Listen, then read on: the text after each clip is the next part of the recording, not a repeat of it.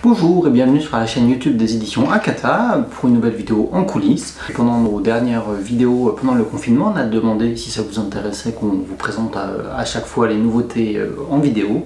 Et comme la réponse semblait être plutôt oui, eh bien on va vous parler à chaque fois qu'il y aura des nouveautés en librairie, des ouvrages qui sortent. On aura des choses différentes à dire, des fois plus ou moins, en fonction de si on a déjà fait des vidéos dessus, en fonction de l'actualité, en fonction de si c'est des tomes un petit peu particuliers ou ce genre de choses. Et on commence aujourd'hui avec le premier office de nouveautés à proprement parler depuis la fin du confinement. Et donc à partir d'aujourd'hui, le 28 mai, on a 5 nouveautés qui sont disponibles en librairie. Et donc je vous invite évidemment à aller rendre visite à vos librairies préférées pour aller les chercher, s'ils les ont pas, les commander, pourquoi pas les appeler avant, etc. Du coup on va commencer avec les deux nouveautés, vraiment nouveaux titres. Je ne vais pas en parler forcément très longtemps parce que j'ai déjà fait 2 vidéos dessus sur la rubrique l'instant shoujo, et puis vous avez eu aussi la vidéo où on vous montre le présentoir qu'on a fait pour mettre en avant ces 2 titres là, donc qui parlent de famille. Donc je vais peut-être pas trop m'éterniser dessus parce que je pense que voilà, les vidéos si elles sont trop longues peut-être que ça va vous ennuyer, puis j'ai tendance à être un petit peu bavard. En tout cas c'est vraiment des très beaux ouvrages. Vous avez page couleur voilà, autour d'elle. Hop là. En tout cas c'est 2 ouvrages que je suis très content de pouvoir défendre. C'est vraiment voilà, on va dire des shoujo manga adultes, mais c'est surtout des portraits de société et des portraits de famille très contemporaines, avec des êtres humains voilà, qui sont un peu torturés. Je pense qu'on torturer, le mot est peut-être un peu fort, mais avec des êtres humains qui en tout cas se posent des questions sur la vie, sur le monde, sur leur place en société, parce que on sait que la société c'est quand même un petit peu un rouleau compresseur qui a tendance à négliger les individus et les individualités. Donc ces séries là parlent de toutes ces choses là à travers plein de personnages et à travers des cas différents. Voilà, je suis très content de pouvoir continuer à défendre des shoujo mangas adultes qui sont loin de romances lycéennes et de clichés qu'on peut avoir de ce qu'on appelle en France le shoujo manga. Autour d'elle, c'est le retour au sein de notre catalogue des mangas des éditions Shodensha. Shodensha qu'on avait beaucoup travaillé à l'époque où on était en collaboration avec les éditions Delcourt, puisqu'on avait fait par exemple des ouvrages comme Complément affectif, Un drôle de père, ou même les mangas de Kaori Onozuka. Voilà, on en avait fait plusieurs. C'était un peu une époque où beaucoup d'éditeurs ont essayé de faire des shoujo mangas adultes, et le public n'était pas prêt probablement, et voilà, ça a été compliqué. Et voilà, ça fait à peu près 2 ans qu'on a recommencé à signer des ouvrages des éditions Shodensha. 2 ans, ouais, ça prend du temps parce qu'on a aussi des plannings chargés, parce qu'on a envie d'avancer prudemment et de construire vraiment une place avec intelligence et de manière raisonnable pour ce genre d'ouvrage en librairie. Et donc on propose petit à petit des ouvrages voilà, qu'on estime adultes, et on essaye d'inviter les lecteurs petit à petit à aller vers des ouvrages voilà, qui ne sont pas forcément des shoujo ou des shonen formatés. Et donc voilà, on avance avec prudence, on stocke des livres, donc ça met parfois un petit peu de temps avant d'arriver. En fait, éditorialement, on a vraiment préparé le terrain, autant en proposant des shoujo manga adultes comme Perfect World, comme un Romantic Love Story, mais aussi en proposant des seinen manga ou des mangas voilà, avec des personnages LGBT, donc comme Le mari de mon frère ou Avec la dame. Et quelque part, voilà, autour d'elle, il est au croisement entre ces 2 ouvrages là, et notre idée c'était vraiment de pouvoir aller vers ces 2 publics et du coup pouvoir trouver un lectorat qui répondrait présent pour faire de cette série là un beau succès en librairie. Donc voilà, la série fait 6 tomes au total. Le tome 1 devait sortir à l'origine en avril du coup, mais voilà, il sort finalement la fin mai. Et le tome 2 sortira du coup vers la mi-juillet, et ça sera ensuite un rythme de publication trimestriel. Et puis Show Me Love, pareil, hein, je vous ai déjà fait une vidéo dessus, donc je ne vais pas m'éterniser, mais en tout cas je suis très content de pouvoir continuer à travailler le label Comic Hit, qui est un label qui me tient beaucoup à cœur. Donc le label de Entre deux, Tant que nous serons ensemble, Whispering, Good Night and I Love You. Et donc d'une jeune dessinatrice, vraiment graphiquement on est très loin de certains clichés qu'on peut avoir du shoujo manga, avec une touche qui à mon avis, voilà, c'est dur l'histoire, hein. J'ai essayé de trouver des pages qui sont pas trop spoilantes, mais voilà, qui a une dimension artistique et des partis pris qu'on n'a pas forcément l'habitude d'avoir dans des shoujo manga. Voilà, et je vais m'arrêter là parce que je vous invite tout simplement à retrouver ma vidéo de présentation sur l'instant shoujo. Ensuite, on va parler des suites de séries. Et pour moi, c'est des suites de séries qui sont très importantes parce que c'est vrai qu'on a lancé en début d'année 2-3 titres. Et ensuite, il y a eu le confinement, donc ça a mis un peu une pause dans la dynamique de toutes les ventes, hein, ce qui est logique. Et ben voilà, on arrive avec les nouveautés qu'on a lancées en début d'année et on commence donc par le tome 2 de En proie au silence, qui est du coup une série qui fait vraiment beaucoup parler, qui laisse personne indifférent et on a mis un bandeau dessus. J'aime beaucoup les bandeaux, personnellement, parce que ça s'enlève facilement et puis voilà, je trouve que c'est classe et ça permet de faire passer plein de messages. Et du coup, ce bandeau, c'est un extrait de la postface de Moto Hagio. Moto Hagio, qui est une dessinatrice très importante de manga au Japon, qui est une des femmes dans la scène manga qui a eu le plus d'influence probablement. Et quand elle a lu En proie au silence, elle l'a beaucoup apprécié et du coup dans le tome 2, elle a écrit une postface pour recommander cette série-là. On a pris un extrait de cette postface qu'on a mis sur le bandeau. Je vais vous le lire. Hein. Vous les hommes, entendez le cri des femmes qui résonne au fil des pages. Vous les femmes, même si cela fait mal, réveillez-vous. Voilà, bon, ça met un peu les pieds dans le plat. C'est pas nos mots à nous, c'est les mots d'une femme japonaise, d'une dessinatrice japonaise. Et voilà, c'est sa réaction face à cet ouvrage-là. Bon, la postface, je vais pas vous la lire en entier parce que c'est un petit peu long. Voilà, elle fait 2 pages. Elle est à la fin et elle s'appelle Un oiseau rouge Garance.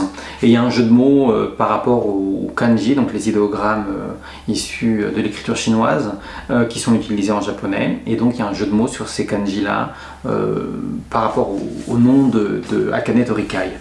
Voilà, donc ce tome 2, bon, il continue à explorer les personnages, mais il va aussi exploiter d'autres personnages féminins, même si c'est encore Misuzu en couverture. En fait, il y a aussi parmi ses élèves beaucoup d'autres personnages, et aussi dans d'autres personnages adultes qui vont être présentés. C'est encore très explicite en termes de violence et d'agression, donc je préfère prévenir les âmes sensibles. Il y a des scènes dures à l'intérieur de ce tome 2. En proposant d'autres personnages, en mettant en avant leurs doutes, la mangaka continue d'expliciter son propos, de le complexifier, et c'est une œuvre qui est époustouflante. Je suis très content parce que voilà, vous en parlez beaucoup. Bon, il y a des gens qui n'adhèrent pas, il y a des gens qui adhèrent.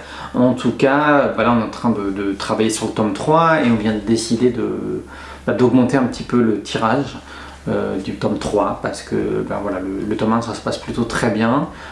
Voilà, donc je vous rappelle que la série fait 8 tomes, je ne vais pas parler trop de l'intérieur pour pas spoiler, puis surtout pas montrer vu ce qu'il y a dedans. Ensuite on a le tome 2 de Nos cœurs évanescents. Pareil, là je suis très content parce que Yuki Kamatani, quelqu'un qu'on apprécie beaucoup, hein, qui est la personne à l'origine de Éclat d'âme qui a été un de nos gros succès, et je pense vraiment que c'est une œuvre qui a une place très particulière dans le cœur des gens qui l'ont lu, parce que c'est une œuvre qui fait du bien, qui est un peu dure mais qui n'est pas gratuite, et aussi qui est réconfortante, et voilà, dans laquelle beaucoup de personnes ont pu s'identifier. Nos cœurs évanescents, c'est une œuvre qui est peut-être plus douce, mais qui me prend son temps, puisqu'elle fait 8 tomes aussi, d'ailleurs comme En proie au silence, c'est marrant. Elle fait 8 tomes au total, et Yuki Kamatani a vraiment pris le temps de poser l'histoire dans le tome 1, et petit à petit on va suivre comment tout ça va se développer, et justement comment toute la chorale va interagir. C'est-à-dire que le tome 1 était très centré sur le personnage de Yutaka, mais il n'est pas tout seul dans la chorale, et même si lui il est à la puberté et que c'est lui qui est au centre parce que c'est un surdoué du chant, il y a plein d'autres personnages autour de lui, il y a des histoires de jalousie, etc. Voilà, donc pour moi c'est vraiment une série qui décrit la vie en groupe, en communauté en fait, et qui montre que on est tous interdépendants les uns des autres. Bon, après évidemment, si on veut aller un peu plus loin dans l'analyse, c'est aussi une série qui parle d'un enfant qui est hyper sensible. Je vous cache pas que quand on a décidé de publier cette série, on avait un peu hésité à faire les 2 premiers tomes d'un coup, en même temps, parce qu'on trouvait que le tome 1 était peut-être un peu lent à mettre l'histoire en place. Puis pour plein de raisons, notamment qu'on a quand même un planning assez chargé et qu'on a une petite équipe, on a décidé de ne pas faire les 2 premiers tomes en même temps. En tout cas, ce que ça veut dire pour moi, c'est que ce tome 2, vraiment, il met le niveau au-dessus du tome 1. Voilà, quelques petits mots sur le travail. Donc il y a toujours une page couleur aussi. Ça c'est des micro détails, puisque vous aimez bien un peu les secrets de création, etc. Vous voyez, il y a le sommaire sur cette série là qui est sur le rabat, et en japonais Yuki Kamatani s'amuse beaucoup sur le titre des chapitres, Et les chapitres 6, 7 et 8, en japonais, c'est marqué les adultes et les enfants. C'est le premier le chapitre 6. Le chapitre 7 aussi, c'était les adultes et les enfants. Et le chapitre 8, c'était les adultes et les enfants aussi.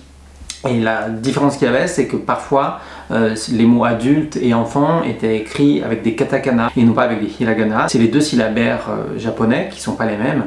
Les katakana, donc, qui sont théoriquement utilisés plutôt pour écrire des mots étrangers, comme le citron, ils disent lemon, ils écrivent en général avec des katakana, et puis les hiragana, c'est des syllabaires plutôt théoriquement pour les mots d'origine japonaise.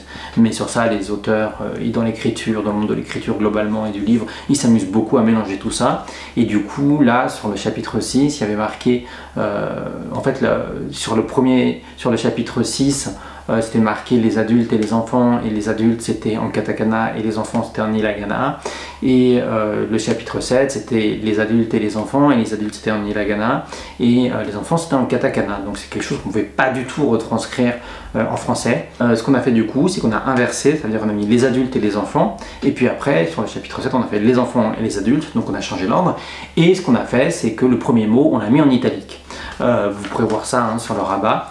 Bon, c'est des micro-détails, je pense qu'il n'y a personne qui va s'en rendre compte, mais nous on est content de mettre ce petit soin, ce genre de micro-détails voilà, dans les ouvrages, parce qu'on les aime et on a envie de faire aussi bien qu'on peut des détails qui ne sont pas forcément vus, mais voilà, qui marquent aussi une forme pour nous de soin et de respect aussi vis-à-vis des auteurs et des éditeurs japonais, et de vraiment toute l'énergie qu'ils mettent dedans. Donc voilà, c'était un des petits secrets de fabrication de Nos cœurs évanescents, tome 2. Et le tome 3 paraîtra aussi mi-juillet. Et puis pour finir avec cette vidéo-là, on a le tome 9 de Ma vie dans les bois. C'est l'avant-dernier tome. C'est marrant parce que ça va être, voilà, si je compare avec toutes les autres séries, c'est encore un titre qui va être encore avec notre ancienne charte graphique. Petit à petit, il y en aura de moins en moins, puisque on est en train de finir toutes nos séries. Il reste Prisonnier Riku, il reste Magical Girl Side, mais petit à petit, voilà, notre ancienne charte graphique va disparaître. Alors, je vous rassure, si on réimprime les ouvrages, on laisse l'ancienne charte graphique, les ouvrages restent cohérents dans vos étagères. Ma vie dans les bois, c'est vraiment pas, on va dire, un des succès de notre catalogue, hélas. Alors, c'est un succès d'estime, puisque les gens disent que c'est bien de faire ce genre d'ouvrage. Après, commercialement, c'est plus compliqué. Bon, on continue, on l'assume jusqu'à la fin, il n'y a pas de souci. Quand même, malgré ça, le tome 1 est tombé en rupture de stock et on vient de le réimprimer. Il a été restocké pendant le confinement. Donc voilà, si vous aviez envie d'essayer Ma vie dans les bois, le tome 1 est disponible. En plus, on vous avait mis le tome 1 en lecture gratuite pendant 48 heures aussi pendant le confinement. Donc tous les tomes de la série sont encore disponibles, sauf le dernier, le tome 10, qu'on n'a pas encore traduit. Je sais que cette série-là, elle est très appréciée et je crois qu'elle est complètement d'actualité parce qu'on parle de crise écologique. Et là, c'est une histoire vraie, c'est l'histoire vraie d'un dessinateur qui décide d'aller vivre dans les bois et d'essayer de vivre en autosuffisance, bon, toute relative, mais n'empêche qu'il est dans une démarche de décroissance et de sortir de la ville. C'est très intéressant. Il construit sa maison tout seul, il fait plein d'autres choses que vous avez pu découvrir dans toute la série. Je sais qu'il y a eu pas mal de tomes qui parlaient de pêche, et pendant 2 tomes, 3 tomes peut-être, ça a été très axé sur la pêche. Donc je sais que ça a pu fatiguer certaines personnes. En tout cas, ce tome-là, voilà, il reparle de plein d'autres sujets. Il parle de la fabrication du charbon. Moi je suis plutôt team chien, bon, même si je suis aussi team alpaga, mais voilà, je suis fan de chiens, et dans ce tome-là, il y a des chiens, c'est cool. Et je voulais vous lire un petit passage de la postface aussi. Voilà, c'est marrant, l'auteur est très cultivé a priori, et voilà, il parle de Jean-Jacques Rousseau. Jean-Jacques Rousseau qui vous a peut-être traumatisé quand vous étiez au lycée, au bac de français, à devoir lire les Confessions ou je ne sais quoi d'autre. En tout cas, voilà, l'auteur évoque Jean-Jacques Rousseau, et il y a des passages qui, à mon avis, sont très d'actualité.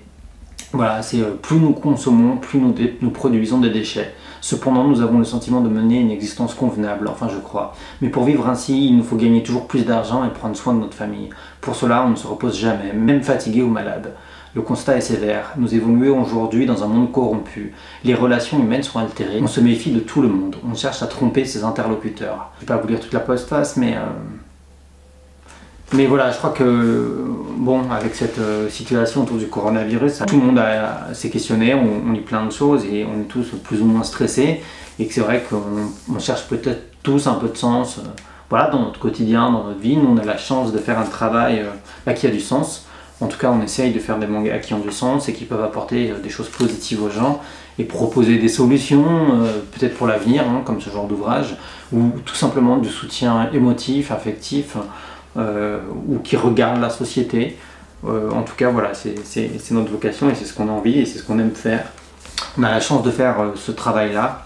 Donc voilà, moi je sais pourquoi je me lève tous les matins et je sais pourquoi je fais ce travail, même si c'est pas toujours simple et que ça reste, il faut trouver toujours un équilibre financier, voilà, hein, pour que l'entreprise tourne. En tout cas, tout ça on pourrait pas le faire sans vous, sans votre soutien, et si vous n'étiez pas là pour découvrir les livres qu'on fait. Oui, parce que ces livres on les fait d'abord parce qu'on les aime et qu'on a envie de les partager, donc si personne les lisait ça aurait aucun sens. Donc voilà, c'était peut-être ma manière de vous dire merci d'être toujours là et de soutenir nos ouvrages et nos publications.